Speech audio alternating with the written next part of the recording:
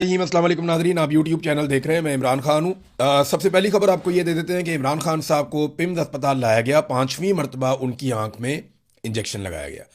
उनका जो ट्रीटमेंट चल रहा है वो अभी भी जारी है। इससे पहले एक खबर दी गई कि इमरान खान साहब को जेल से कहीं बाहर निकाला गया और फिर वो वापस चले गए।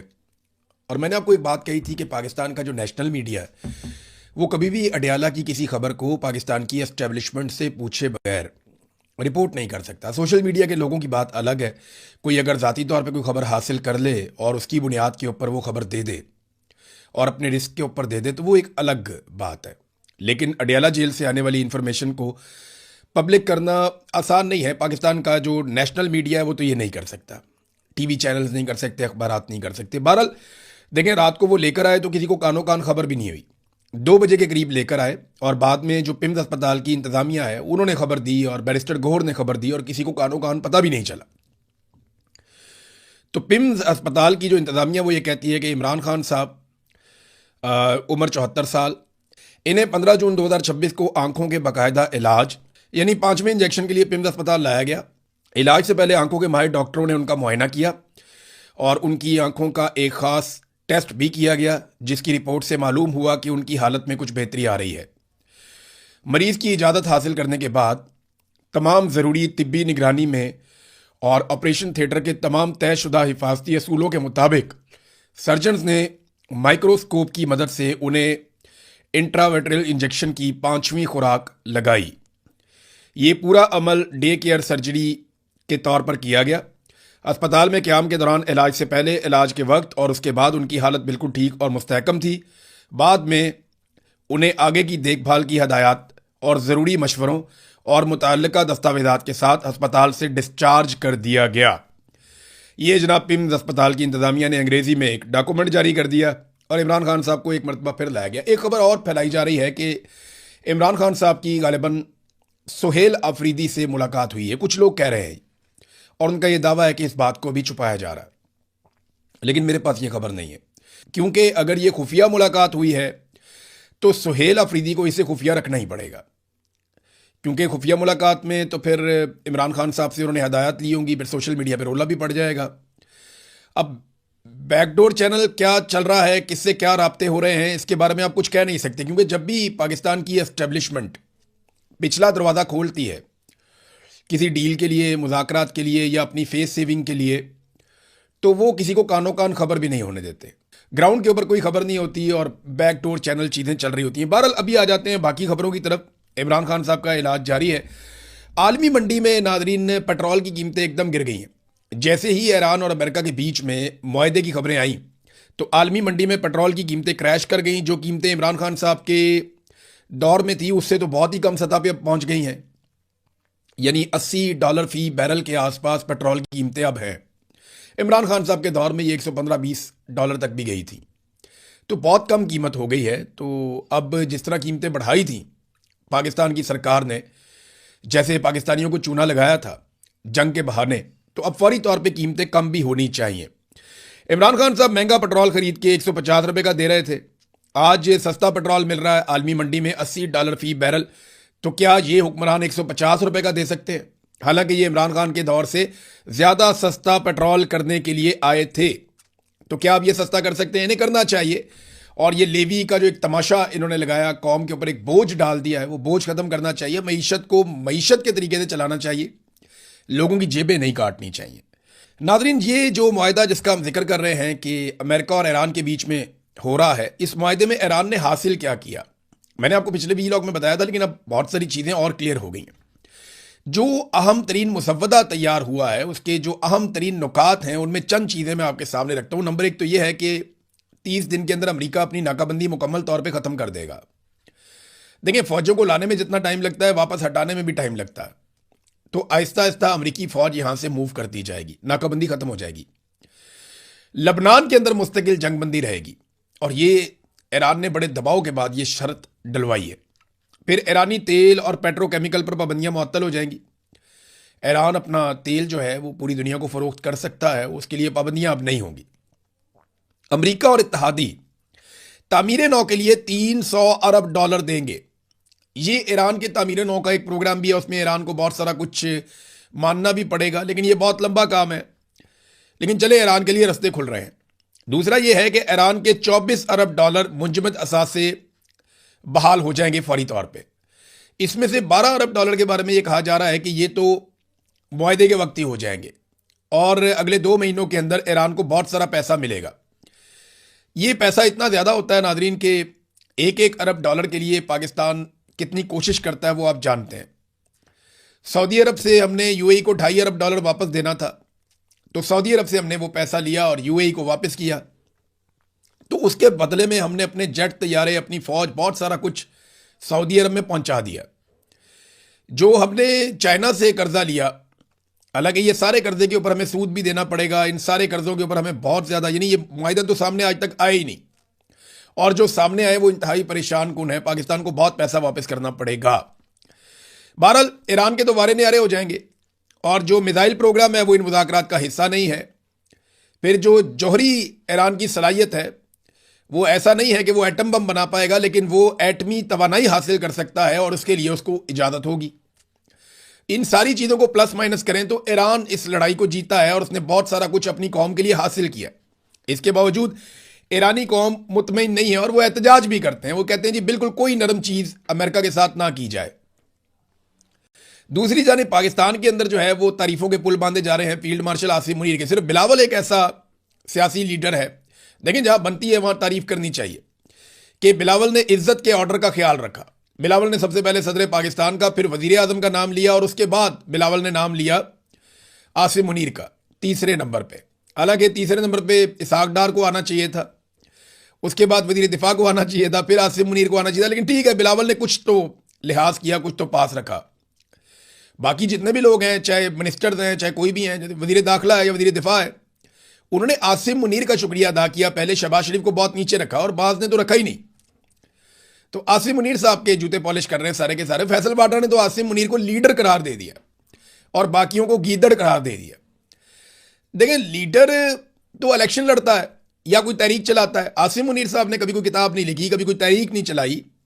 ये जो ओहदा जिसके ऊपर वो बैठे हुए हैं, अगर आज आसिम मुनीर साहब के पास ये ओहदा ना हो तो फैसल वाडा साहब अपने दिल पे हाथ रख के आप बताएं कि आप कभी दोबारा नाम भी लेंगे इस आदमी का? आप आसिम मुनीर साहब का दोबारा नाम भी नहीं लेंगे। ये हकीकत है, सुनने में बहुत बुरी लगती है लेकिन यही हकीकत है। जनरल बाजवा के आप गुण गाते थे, आप मुझे बताएं कितनी दफा आप उनके घर में उनका पता करने के लिए गए जब से वो लैटरीन में गिरे। जनरल फैज हमीद के आप गुण गाते थे और फिर फैज हमीद के आप बहुत सख्त खिलाफ भी हो गए। नदीम अंजुम को रिटायरमेंट के बाद आप कितनी दफा मिले। तो जनरल आसिम मुनीर जब तक इस कुर्सी पे है तब तक उनका वजूद है। लीडर जो है वो लीडर ही रहता है, वो तारीख में अपना नाम भी बनाता है। देखें ना, लीडर इलेक्शन भी लड़ता है, लोगों को इकट्ठा भी करता है, वो अपना एक नजरिया भी देता है। लीडर ना बनाए आप एक सरकारी मुलाजिम को, वो तनख्वाह लेते हैं पाकिस्तानी कौम से और उनकी अपनी एक ड्यूटी है, वो सर्टन टाइम पीरियड तक उन्होंने करनी है, फिर चले जाना है। तो ये जूते पॉलिश करने के चक्कर में ना आप लोगों ने पाकिस्तान का बेड़ा गर्क किया। अब तक आप नॉर्मल चलने दें पाकिस्तान को, जैसे सारी दुनिया चलती है वैसे ही ठीक है, वैसे ही पाकिस्तान को भी चलना चाहिए। देखिए, पूरी दुनिया के अंदर हम सालसी के लिए मारे मारे फिर रहे हैं, इधर अमन करवा देंगे, उधर अमन करवा देंगे। हम जाते हैं सबके साथ मीठे मीठे मुंह बनाकर मिलते हैं, लेकिन पाकिस्तान के अंदर हमने हालत क्या कर दी है। ये मैं आपको आज की खबर दे रहा हूं कि सेंट्रल करम के अंदर ड्रोन हमला हुआ। उस ड्रोन हमले में एक मां, उसका बेटा और 2 बच्चियां, ये 4 लोग शहीद हो गए। मुझे बताया ना, इमरान खान का नजरिया किधर है? वहां पे तो इमरान खान की हुकूमत है। सुहेल अफरीदी की जज्बाती तकारीर या मुकदमा कर दूंगा, मैं ये करूंगा वो करूंगा, वो किधर गया सारा मामला? ये अपने घर के अंदर थे, मां, बेटा, 2 मासूम बच्चियां, ये 4 लोग शहीद हो गए। जवाब कौन देगा? किसने मारा इन्हें? क्यों मारा इन्हें? लोग अपने घरों के अंदर महफूज नहीं है, आप यहां से अंदाजा कर लें। हम चाहते हैं कि अमेरिकन अपने घरों में महफूज रहें, इसराइली अपने घरों में महफूज रहें, ईरानी अपने घरों में महफूज रहें, लेकिन पाकिस्तानियों को उनके घरों में महफूज कौन रखेगा?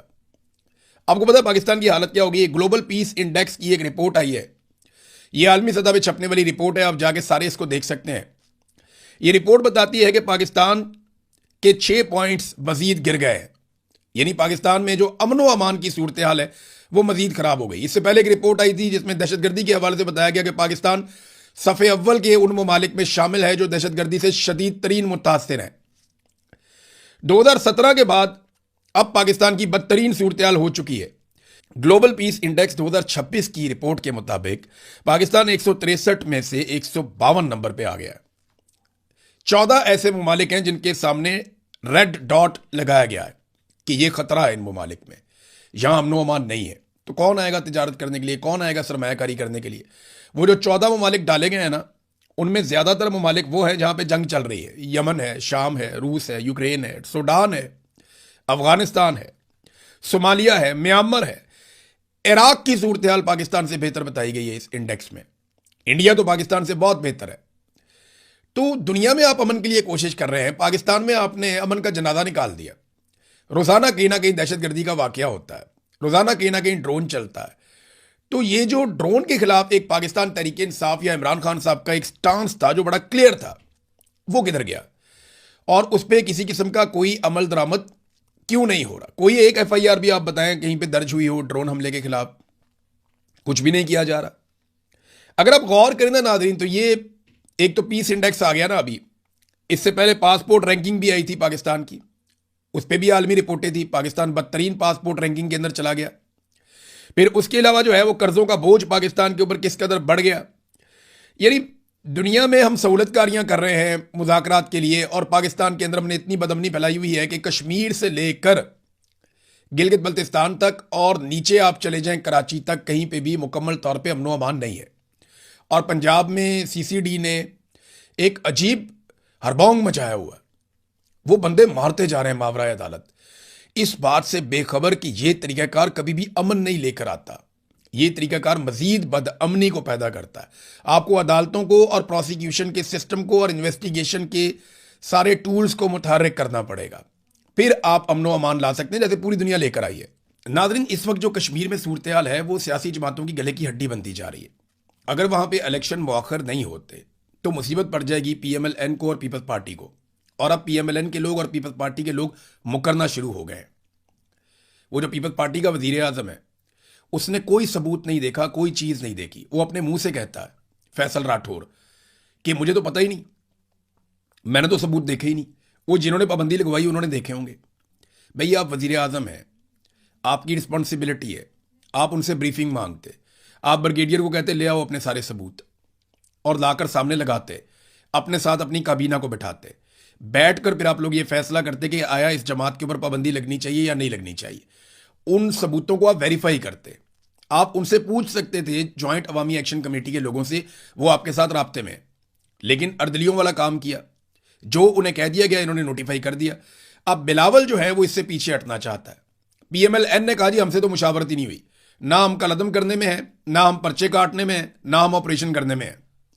और बिलावल जो है, उनका स्टेटमेंट मैं आपको बता देता हूं, एक जुमला आपको बताऊंगा तो आपको आइडिया हो जाएगा। बिलावल ने कहा कि तमाम मामलात का हल जमहूरी, आईनी और पुरअमन जराए से निकाला जाए। अब इन्हें जमहूरियत भी याद आ रही है, आइन भी याद आ रहा है, पुरअमन भी याद आ रहा है। हालांकि इन्होंने ही, बिलावल की हुकूमत ने ही कलदम करार दिया, बिलावल की हुकूमत ने ही सरों के ऊपर इनाम रखा, और बिलावल की हुकूमत ने ही ये सारे नोटिफिकेशन जारी किए, और बिलावल की हुकूमत ने ही क्रैकडाउन भी करवाया और सिक्योरिटी फोर्सेस को आज़ाद कश्मीर में बुलवाया भी। ये सारा बिलावल की हुकूमत ने किया। लेकिन अब क्योंकि इलेक्शन आ रहा है तो ये लोगों को बेवकूफ़ बनाना चाहते हैं। थोड़ा सा ये माहौल बनाएंगे, थोड़ा पाकिस्तान का मीडिया इनका साथ देगा, और बाकी सारा काम पाकिस्तान की मिलिट्री एस्टेब्लिशमेंट करेगी, और वहाँ बैठे हुए जो अफसरान हैं वो करेंगे। और वो पीपल्स पार्टी और PMLN को एक मरतबा फिर आज़ाद कश्मीर में हुकूमत बनाकर देंगे अवाम की मर्जी के खिलाफ। अब मामला ये है कि अगर आज़ाद कश्मीर के अवाम यहाँ पे ये लड़ाई हार जाते हैं या पीछे हट जाते हैं, तो उसका नतीजा ये निकलेगा कि ये सारी पॉलिटिकल पार्टी चढ़ जाएंगी और ये कहेंगे जी बिल्कुल हम इसमें शामिल थे। लेकिन अगर अवाम डट गए, जिस तरह वो अभी तक डटे हुए हैं, तो फिर इन पॉलिटिकल पार्टीज को पीछे हटना पड़ेगा, क्योंकि अवाम से ही वोट मांगना है, अवाम के बीच में ही जाना है। तो ये सियासतदान ऐसा रिस्क ले नहीं सकते। और जो कश्मीर के डायनामिक्स हैं वो मुख्तलिफ हैं, सूरत हाल जो कश्मीर में है वो मुख्तलिफ है बाकी पाकिस्तान से भी और गिलगित बल्तिस्तान से भी। ये हम सब जानते हैं और हमने इसको विटनेस भी किया है। नाज़रीन, सोहराब बरकत साहब के हवाले से एक बड़ी अच्छी खबर है। बड़े अच्छे जर्नलिस्ट हैं और बड़ा अच्छा उनका करियर है, और वो बात करते हैं जो एक आम आदमी की बात है। तो उन्हें उठा लिया गया था, उन पे मुकदमा दर्ज किया गया था, इसलिए कि आज़ाद कश्मीर के मामलात को वो रिपोर्ट अच्छा करते हैं, रावला कोर्ट से उनका ताल्लुक है। तो उन्हें जनाब उठा लिया गया था। अब उनकी जमानत हो गई है अदालत से 50,000 रुपए के मुचलकों के एवज, अदालत ने कहा कि इनको रिहा कर दिया जाए। तो उम्मीद करते हैं कि एक आधे दिन में वो रिहा होने के बाद चीज़ें नॉर्मलाइज हो जाएंगी। लेकिन बड़ी सख्त ज्यादती हुई है सोहराब बरकत के साथ माजी में भी और इस मरतबा भी। मौलाना फजलुर रहमान साहब ने एक स्टेटमेंट दिया कौमी असम्बली में खड़े होकर। एक तो फजलुर रहमान साहब ने जब बोलना शुरू किया तो पहले उनकी आवाज़ ही बंद कर दी गई, फिर वीडियो ख़त्म कर दी गई। तो ये फजलुर रहमान साहब के साथ भी हो रहा है, यानी समझ ही नहीं आती उनको, बेचारे हुकूमत में है या अपोजिशन में है, तो एक अजीब कन्फ्यूजन फैला हुआ है। फजलुर रहमान साहब सबके साथ बनाकर भी रखना चाहते हैं। फजलुर रहमान साहब ने कहा कि मैं आज भी कहता हूं कि इमरान खान को बाहर आने दें, अगर एक शख्स की वजह से मुल्क की तनाव है तो उसे रिहा करें। मुझे कहा जाता है कि आप तो इमरान खान के खिलाफ थे, अब उसकी रिहाई के मुतालबात कर रहे हैं। मैं कहता हूं कि मुखालिफ जेल में हाथ पांव बांध कर पड़ा हुआ है, तो मैं इसके खिलाफ कैसे बात करूं। फजलुर रहमान साहब ने यह अच्छी बात की है, बड़ी बात की है। फिर उन्होंने कहा वजीर आजम ने मिसाक जमहूरियत की बात की है तो आए बढ़े, आप इन कैमरा इजलास बुलाएं। अगर आपको खदशा है कि पीटीआई वाले हंगामा करेंगे, मैं पीटीआई वालों की जमानत देता हूं, वो कुछ नहीं करेंगे। मौलाना फजलुर रहमान ने कौमी असम्बली में यह दावा भी किया कि पीटीआई वालों की जमानत मैं देता हूं, आप इन कैमरा इजलास बुलाएं और बैठे कोई मसले का हल निकालें। अपोजिशन की तकरीरें ब्लैकआउट की जा रही हैं, भी उन्होंने शिकवा किया। देखिए फजलुर रहमान साहब यहां पे रोल प्ले कर सकते हैं क्योंकि फजलुर रहमान साहब पे मौजूदा हुक्मरान भरोसा करते हैं और कोई ना कोई हल तो आपको निकालना है। आप इमरान खान को अंदर रख के पाकिस्तान की मईशत नहीं चला सकेंगे। पाकिस्तानियों ने जिद पकड़ ली है और पाकिस्तान में इस्तेहकाम नहीं आ रहा, ना सियासी इस्तेहकाम आ रहा है, ना माशी इस्तेहकाम आ रहा है। तो आप इमरान खान को अंदर रख के आप मुल्क को संभाल नहीं सकते, आपके लिए मुश्किल होगा, तो उन्हें बाहर लाना पड़ेगा। तो बाहर लाने के लिए कुछ